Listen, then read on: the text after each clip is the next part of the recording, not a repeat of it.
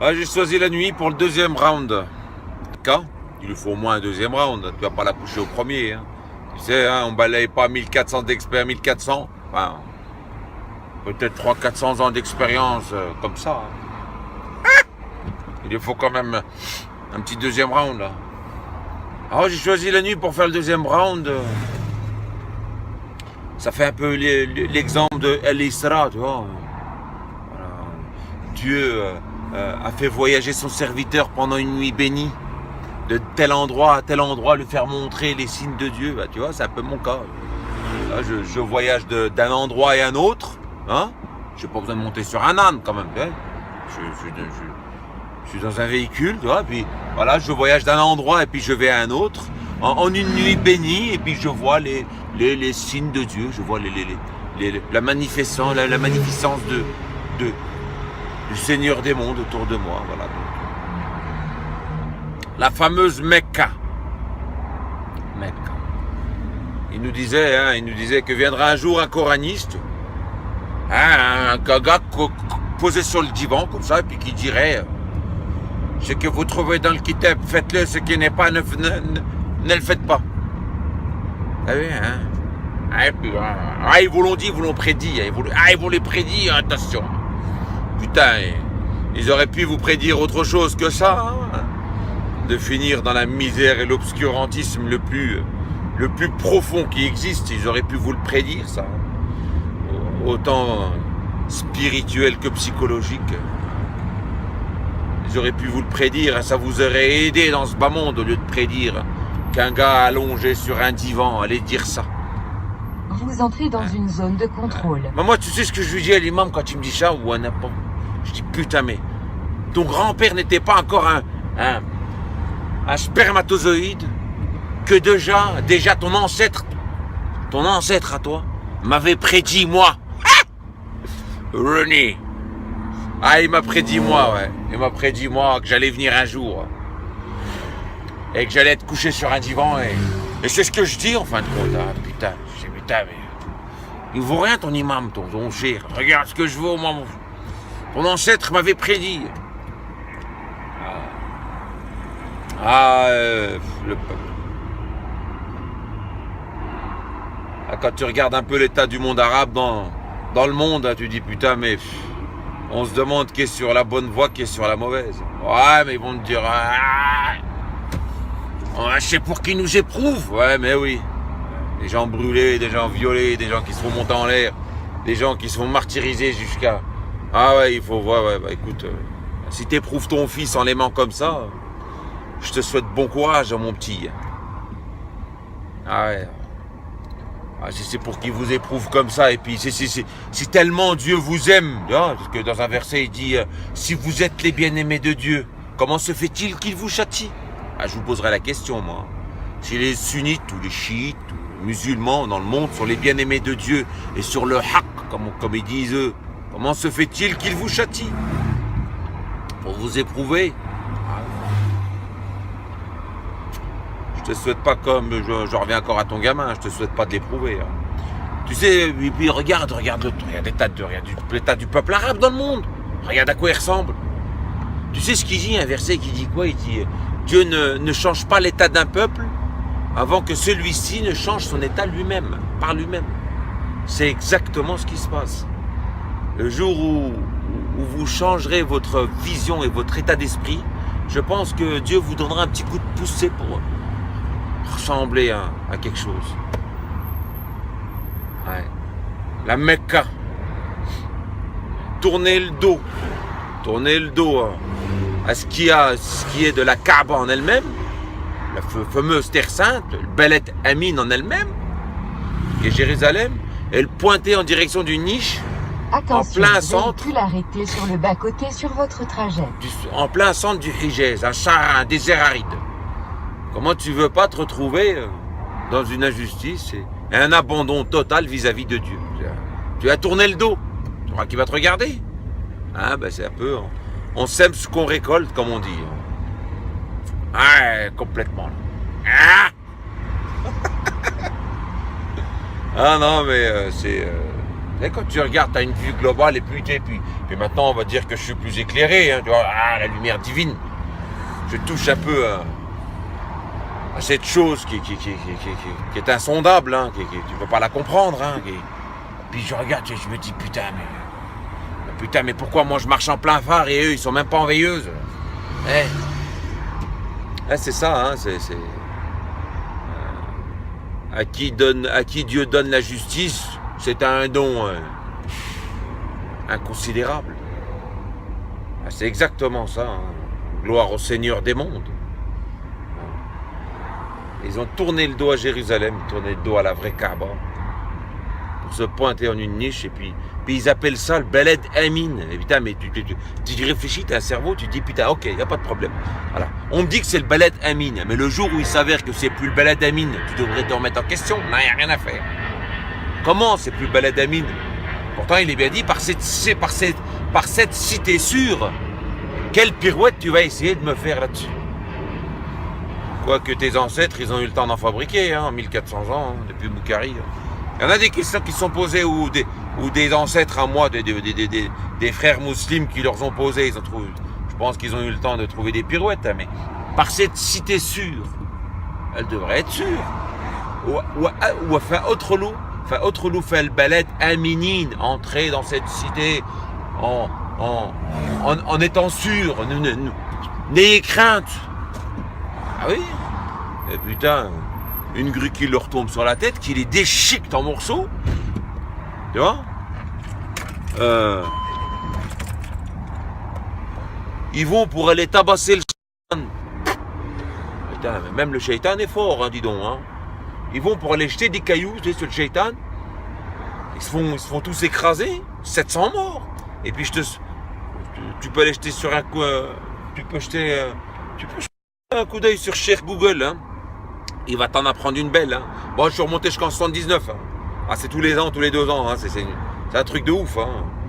Et encore maintenant, ils ont remédié contre l'inondation. Mais à l'époque, c'était tout inondé. Hein.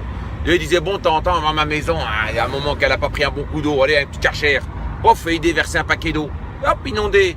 Les gens, ils allaient en nageant faire le tour. Non, mais... Ah, mais tu sais quoi... je vous souhaite de vous en poser de ces questions, moi. Mais vous ne pourriez pas, que si Dieu le veut.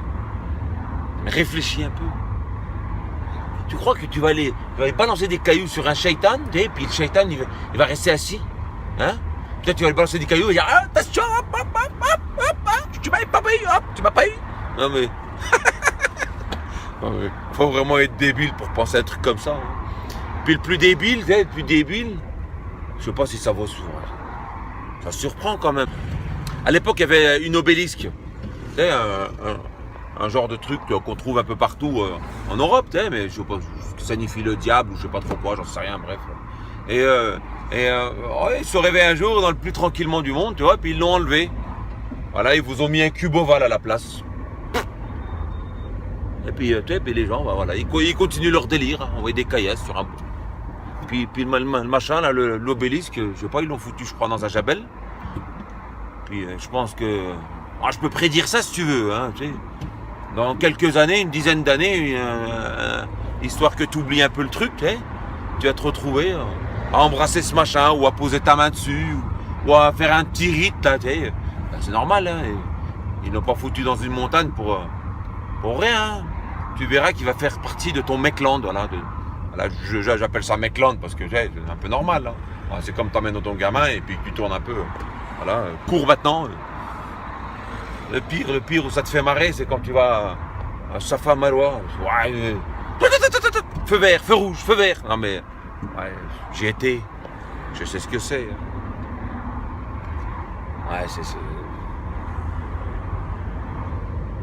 Celui que Dieu ne donne pas de lumière n'a pas de lumière. Hein. Je peux vous l'affirmer. Mecca, Jérusalem. Pourquoi Jérusalem? Pourquoi j'ai décidé que ça sera Jérusalem? Parce qu'il y a tout là-bas. Les 3 religions, j'arrive pas. Les 3 religions, quoi. Je vous dirai pas la suite. Les 3 religions les trois religions qui y sont, tu vois, ils sont tous là. Ils sont chrétiens, juifs, les trois religions, on pourrait dire principales dans le monde. Juifs, chrétiens et musulmans se côtoient. Que font-ils dans le même endroit? Bon, et encore revenir sur le truc de l'autre, passer matin et soir, que l'autre vers le lac de Tibéria, on peut vers entre la Jordanie et puis Jérusalem, entre la Jordanie et puis Israël en elle-même, voilà. Et puis la muraille, la fameuse muraille de Jérusalem. Et puis il y a quoi d'autre? Et puis tous les dessins qu'il y a dans le Coran, la grenadine, tous les fruits qu'il y a dans le Coran, l'olive, les dates. Hein. Et ils poussent qu'en septembre et mûrissent en septembre. Hein. Ça c'est un signe aussi. Hein. Pendant le Ramadan, le Ramida, le mois de grande chaleur. Et donc voilà, Jérusalem,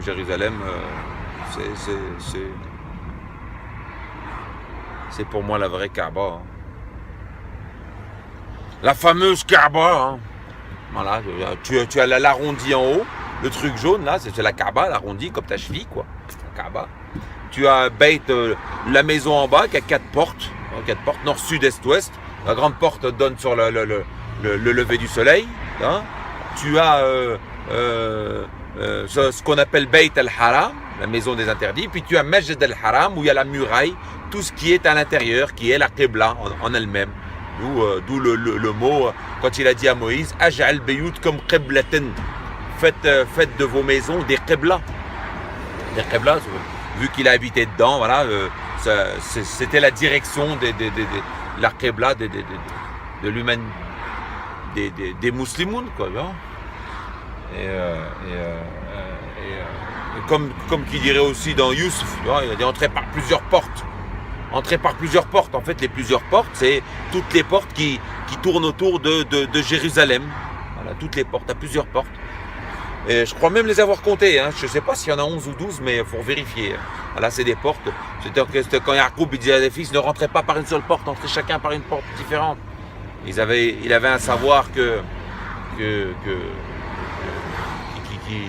qui n'allait en rien contre Dieu, tu vois.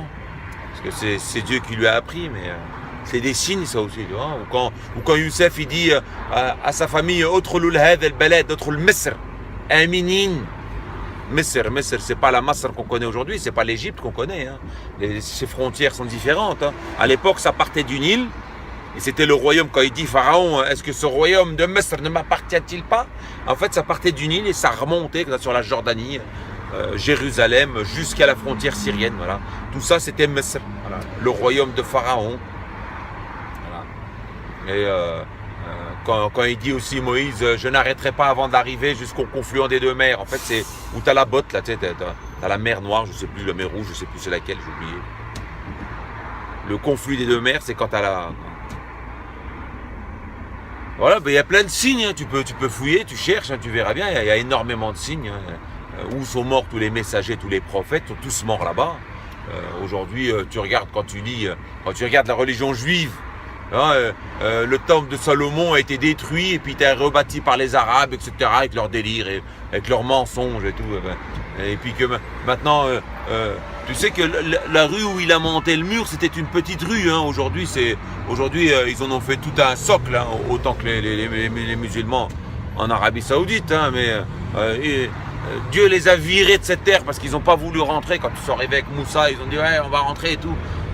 Moussa leur a dit bah venez on rentre. Il leur a dit non mais va toi, ton frère et Rabbika. Nous on reste ici. Après Moussa il dit voilà bah, je me désolidarise de vous. Et c'est là où Dieu les maudit, les juifs. Enfin, les juifs c'est en fait c'est les juifs n'a jamais. Quand on dit peuple juif c'est erroné. Hein. Ça n'existe pas le peuple juif. C'est le peuple des bénis Israël. Béni Israël. Le peuple, les enfants d'Israël, le peuple en lui-même, juif, Yahoud, n'existe pas.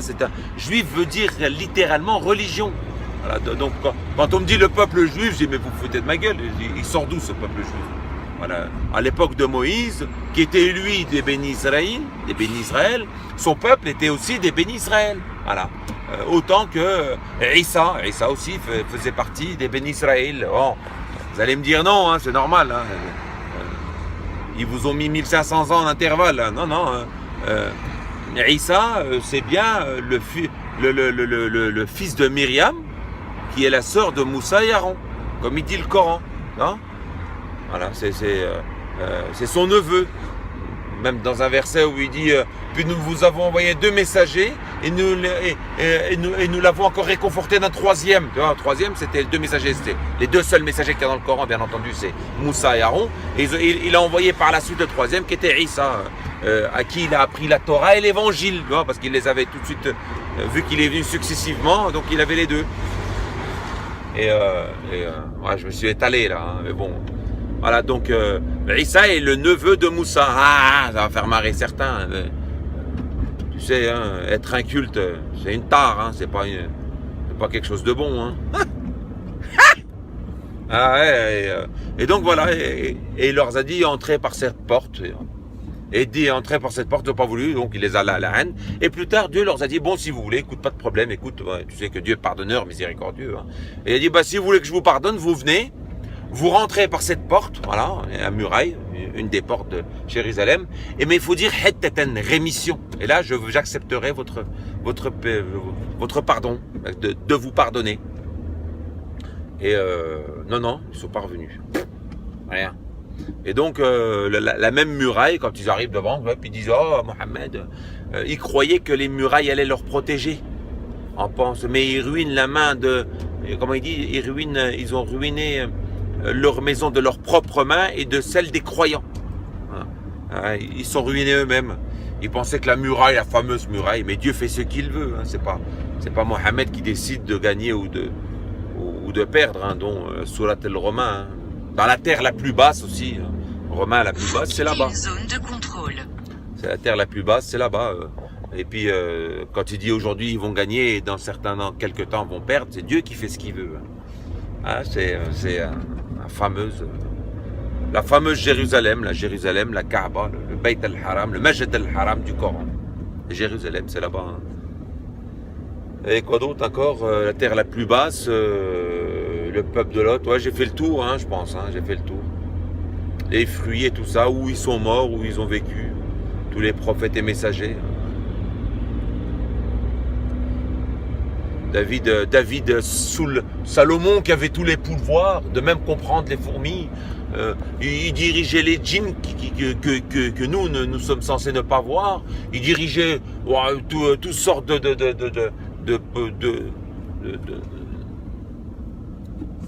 toutes sortes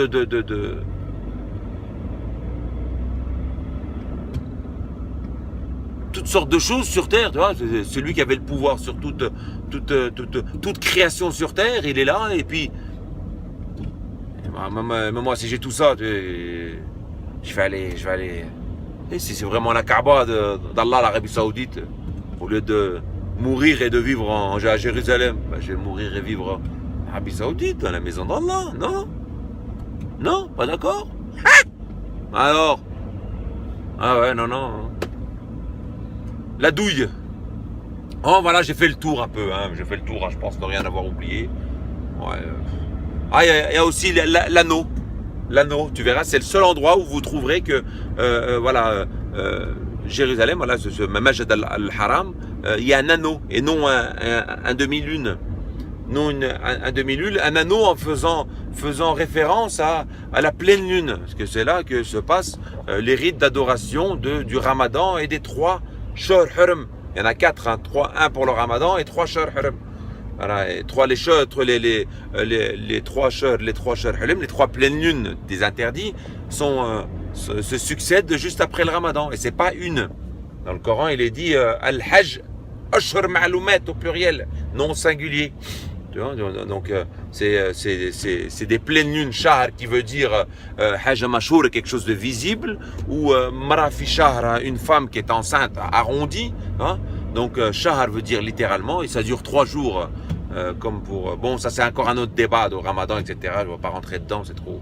Mais pour dire que il se basait sur la pleine lune, et non il comptait les rites à partir de la pleine lune. Voilà, les pleines lunes se faisaient en rite. Mais leur calendrier était lunisolaire. C'est le soleil et la lune. Tu vas pas compter quand est-ce que je vais planter des... Je sais pas moi, quand est-ce que je vais planter des carottes avec la lune. Hein. Tu comprends? Donc Dieu, il a tout ordonné. Hein. C'est pas le calendrier égérien. Hein. Le fameux calendrier égérien. Tu peux rien en faire. Il recule tout seul. On tombe avec un mois du Ramadan au mois de décembre. Ramid, grande chaleur. Il recule d'11 jours. C'est normal, ils l'ont décalé. Comme le 936 où il est dit 12, le nombre de pleines lunes aux yeux de Dieu sont de 12. 4 d'entre eux font partie des interdits. Et ensuite, dans le 37, il dit un coup il l'avance, un coup il le rend licite, un coup il le rend illicite. Leurs méfaits leur sont enjolivés. Ils croient bien faire. Et ils se croient bien guidés. Ouais, bref, donc, enfin, c'est la fameuse Mecca. Je m'étale un peu sur tout, mais il ne faut pas que j'étale de trop, hein, parce que vous n'allez rien comprendre. Le caillou du Sahara. Le caillou du Sahara, tu sais. Et c'est le fameux caillou. Fameux. Puis la blague de l'éléphant, on vous l'a tous sorti. Hein. Ashab al-Fil, le fameux éléphant qui viendrait déballer. Attention, véhicule arrêté sur le bas-côté sur votre trajet. On se demande, ça vous passe par où tout ça, hein, ça sort par où, hein. Le fameux éléphant, les fameux éléphants qui vont venir déballer dans le Sahara, et 1500 km ou 1000 km, hein, et puis venir et puis essayer de casser ou de déplacer un caillou. C'est des éléphants, c'est pas des chameaux, il leur faut de l'eau. Ils ont une trompe, s'il n'y a pas d'eau, ils peuvent pas avancer. Hein? Tu comprends? T'as pas la citerne derrière pour leur fournir l'eau. Tu sais, puis ils marchent pas dans le désert, ils vont pas. C'est des éléphants. Tu comprends? Hein? C'est marqué dans le Coran, ils vont me dire. Ben oui, Ashab al-Fil. Les gens de l'éléphant. Bah va sur internet, hein, et tape les gens de l'éléphant, tu vois. Tu fouilles, tu cherches un peu dans la DEB, tu vois, internet, puis tu vas trouver, parce que la DEB c'est internet, hein, celle qui vous dit aujourd'hui que vous ne suivez pas les signes de Dieu. Et donc tu vas sur internet, tu fouilles un peu, tu vois, tu regardes, tac, tu vas trouver que les Ashab al-Fil, tu vas trouver, voilà, l'archéologie, des colonnes en forme d'éléphant, des trucs en pierre en forme d'éléphant, tu vois, des trucs de l'époque qu'ils ont toujours. Ça, c'est les gens, voilà, qui fabriquaient ça, Ashab al-Fil, que Dieu a tapé, Taïr Babil, c'était les Thamoud. Je te donne dans le mille, voilà, les Thamoud. Les Thamoud, le peuple de Salih, voilà, Ashab al-Fil, c'était eux, voilà. Vers la Jordanie. On a là l'archéologie pour remonter encore, pour retrouver encore un soupçon de vérité quand même, hein, Dieu oblige. Hein. Tu sais, les signes de Dieu, ils sont partout. Hein. Eh ouais, mais non, ils n'ont pas déballé dans le Sahara. Oh, je sais pas, je doute que tu aies vu un jour un éléphant faire même 10 km dans le désert. Hein. Tu sais, il lui faut de l'eau l'éléphant. Hein. S'il n'a pas d'eau, hein, il se déplace. Hein. Tu sais, puis il sent. Dès que ça commence à sécheresse, lui, il le sent, hop, il commence déjà à suivre l'humidité, suivre où est-ce qu'il peut trouver de l'eau. Enfin, c'est leur instinct. Moi, je ne suis pas trop calé là-dedans, mais ce qui est sûr, hein, c'est qu'ils ne risquent pas de déballer. Puis tu aurais Dieu qui vient là avec ses oiseaux, puis qui dit arrêtez les éléphants en plein désert. Un caillou. Il n'y a pas d'eau, il n'y a rien. Ouais. Ah, Zemzem, j'ai failli oublier. La fameuse eau Zemzem, la fameuse eau qui guérit tout. Ah ouais, ça se voit. Tu sais, tous les gens qui vont faire une Umrah ou un Hajj, ils reviennent. Hein. Ils sont tous... ils se retrouvent tous avec un diabète ou un cancer. Hein. Ah putain, elle les guérit. Hein. Elle guérit tout. Hein. En attendant, je me demande, tu devrais essayer ce qu'elle peut guérir. Hein. Tu prends un malade, tu donnes de l'eau Zemzem. Une eau miraculeuse. Ah, mais tu sais quoi, elle est dégueulasse. Hein. En l'ayant bu, puis en l'ayant connu à mon époque où j'étais sunnite, ah, franchement, elle est dégueulasse. Hein. Ah, mais après, bon, j'étais dans une autre sphère. Hein. Mais la fameuse eau de Zemzem, bah, écoute, arrête de répéter ce que tu entends. Tu sais sur qui descend le diable? Le shaitan, pardon. Il n'existe pas le diable. Le shaitan, c'est une sorte de débaucheur. Sur toute personne qui tend l'oreille, qui répète ce qu'il entend. Arrêté sur le bas-côté sur votre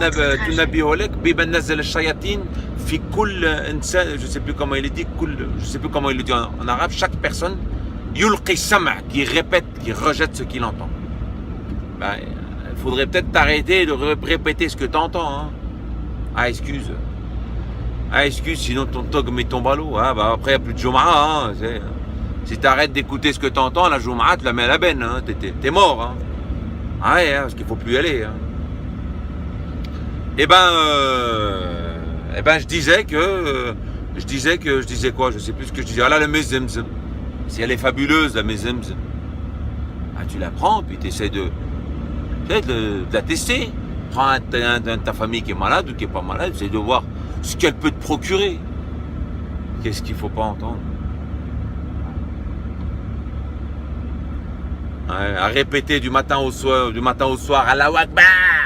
Ce mot qui n'existe nulle part dans le Coran, déjà c'est El Kabir, c'est pas Allahu Akbar, ça n'existe pas. On ne dit pas Dieu est grand, Dieu c'est d'un fondement, Dieu est grand, c'est comme si je disais moi je suis humain. Ah alors, je risque pas d'être autre chose.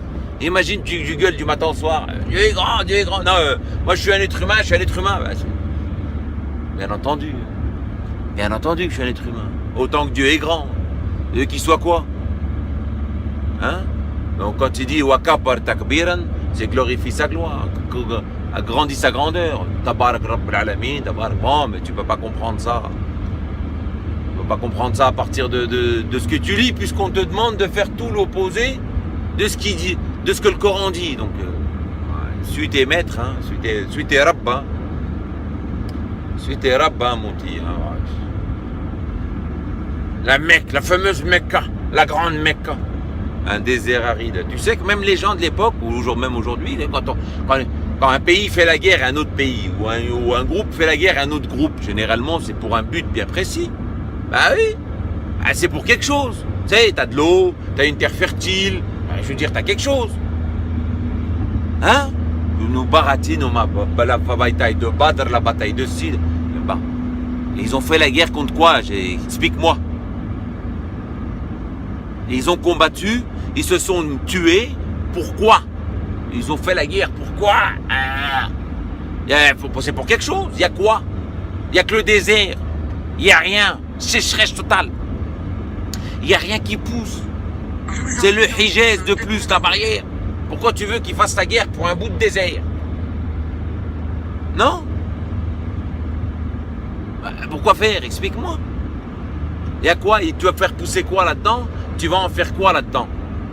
Aujourd'hui, le Maroc et l'Algérie, ils se battent pour un bout de désert. Bon, ils se disent peut-être qu'il y a un peu de pétrole dedans, que chacun en profite. À l'époque, tout ce qui compte, c'est l'eau, la fertilité de la terre. Tu vois, voilà. Il faut habiter à côté d'une rivière. Et puis dis donc, oh, putain, mais pour transporter tout en marchandise, il y avait des caravanes. Les caravaniers, c'était 1000 et 2000 chameaux. C'est pas 2-3 chameaux qui ont... Tu sais, à l'époque, des bédouins, à l'époque, il fallait avoir des centaines de chameaux. Et ma question aujourd'hui qui se pose, tu les faisais boire comment, ces chameaux? Avec quoi? Réponds-moi. Tu fais comment? Ils boivent quoi? Ah, vous avez des grands bassins? Ah, tu peux m'en donner un, juste pour rire? Archéologiquement, tu m'en donnes juste un, tu m'en montres un qui a des années voilà, qui est encore là, quoi. Il y a encore, voilà, on nous montre les mamans. Donne-moi juste un bassin qui existe encore, quelque chose. Hein. Putain, mais même, je te demande juste un petit truc à croquer sous la dent, histoire de dire, peut-être que je suis à l'ouest. Aïe, aïe, aïe. La fameuse Mecca. Mecca. Tu sais que même ce nom, il n'existe pas dans le Coran. Incroyable. Ah oui, ça n'existe pas. Dans le Coran, il est dit Mekkata. Si une ville aussi grandiose qu'elle puisse être, de l'époque, était, ça devait l'être, hein, puisque Abraham a dû fonder les fondations. Donc c'était un machin où toutes les religions se sont entretuées, normalement. On pourrait retrouver au moins, pas quelque chose qui se rapproche à ce terme, mais le mot exact. Si c'est dit Mecca, on devrait retrouver Mecca. Et non Batni Mekkata. Va savoir même ce que ça veut dire. Batni, ils ont dit ventre, mais va savoir encore ça ne veut pas dire autre chose. J'ai pas trouvé d'autres mots qui ouais, pour le moment. Plus tard, Allahu Alam. Mais Batni Mekkata n'est pas Mecca. Mecca, c'est Mecca. Mekkata, c'est Mekkata. Ah non, ça se reproche. Ouais. Comme ta religion, hein, tu sais, qui est basée tout avec des mais et des si. Hein. Je suis bien placé pour la connaître. Ah ouais. Hein? Kofar, hein? Ah ouais, je suis kofar, ouais, kofar. Mécréant, hein? Ah ouais. Tu savais que ça n'existe pas, mécréant, mais bon, comme toute ta religion, hein. C'est encore le calque des religions judéo-chrétiennes. Mécréant n'existe pas. Allez, je te fais le truc. Tu prends le terme mécréant, tu vas sur le dictionnaire, tu vas sur le Coran en arabe. Donc le Coran en arabe, tu vas trouver kofar. Tu veux traduire ça par mécréant, bon si tu veux. On va essayer. Alors Dieu dans un verset il dit Inna Allah kafar anna sayyatina. Dieu kafar anna sayyatina. Ça veut dire, puis tu demandes, c'est des gens qui demandent à Dieu, et puis il leur dit à un moment, ils disent pas Dieu mécroit pour nous nos bienfaits, nos méfaits. Il dit Dieu dénie pour nous, nie pour nous nos méfaits. Hein? Accepte notre repentance. Donc, tu comprends? Dans pas mal d'autres versets, tu vois, tu comprends? Donc, voilà, tu vois, le ratal a fait son travail. Ton mécréant ne passe pas. Donc, poubelle. Tu trouves un autre terme et jusqu'à tu t'approches de la dénégation. Voilà, kafar, c'est être dénégateur. Tu vois, Shaitan, Iblis n'a pas mécru. Il ne peut pas mécroire quelque chose qu'il a vécu et il vivait dans ce qu'on appelle les rapprochés. Parce que, je ne sais pas, c'est trop compliqué à expliquer bien ce qui s'est passé avant. Voilà, il vivait dans les rapprochés de Dieu et il vivait avec Dieu. Il s'est enflé d'orgueil vis-à-vis d'Adam. Mais c'est pas quelqu'un qui a mécru puisqu'il croit, il vit avec Dieu, il est là, il vit en permanence avec Dieu, il connaît très très bien Dieu, il lui dit à Dieu, et même à la fin il dit Dieu, désolé, je me désolidarise d'eux. Même en emmenant tout l'être humain, tous les humains et les djinns en enfer, il dit non mais moi je me désolidarise d'eux et je veux pas je veux pas faire partie de leur association. Même à la fin il se désolidarise. C'est pas quelqu'un qui mécroit, c'est quelqu'un qui à un moment donné de sa vie a dénié les ordres du divin. Donc, il a été réprimandé. Donc, kafar, veut dire littéralement le dénégateur, celui qui nie pas la vérité, celui qui nie la chose, celui qui dénie la chose. Voilà. Alors que ce monde a été conçu et monté seulement pour la seule base d'adoration, voilà. Où tu te soumets, où tu es couché Bobby, le reste tu décides de rien. Nous n'avons pas créé les cieux et la terre en vain. Nous avons créé les djinns et les hommes que pour m'adorer, etc., etc. Bref, on s'éloigne un peu, on s'est beaucoup éloigné. La fameuse Kaaba. Ouais, c'est du lourd, hein, c'est du lourd. Kofar, hein? Ouais, je suis un kofar. Coraniste, hein? Ouais, coraniste encore. Oh, coraniste. Si c'est pas de la merde dans les yeux, coraniste. Coran, déterminer le Coran, la parole de Dieu, iste pour déterminer la secte. La secte de la parole de Dieu. Putain, mais je me dis, mais ils pensent à quoi eux? Le Coran que je suis et que j'adhère me dit que je m'appelle Muslimoun 2218. Oh ouais, ça met comme un qabel Muslimoun, Abraham. Et tu vas voir des gens qui sont des barbus là qui tiennent leur mihrab là, qui viennent dire attention ceux qui sont sur leur podium, attention celui qui suit le Coran seul, c'est un coraniste, un kofar. Ah bon, les termes dont emploie ce même Coran que j'adhère. Va essayer de comprendre quelque chose. Parce que tu sais, la profondeur des ténèbres, elle est énorme. Hein. Ouais, elle est énorme, hein. Qui plus est, pour même choisir un drap noir, hein, à le mettre sur la niqabée. Hein. Ils n'ont pas choisi, ils n'ont pas été de main morte. Hein. Bon, je pense que j'ai fait le tour à la Jérusalem. Voilà, donc, Jérusalem et la fameuse niqabée de Mecca. Ouais. J'ai rien oublié. Bon, sur ce, je vais finir mon voyage nocturne en glorifiant mon Seigneur et en admirant les signes de Dieu autour de moi. Hein? Les arbres et tout, comment tout ça s'est monté. Mais il faut aller dans une philosophie bien plus profonde. Et puis, Je vais vous dire à chacun sa qibla. Hein? Tchou. Au fait, je vous laisse sur le verset 45.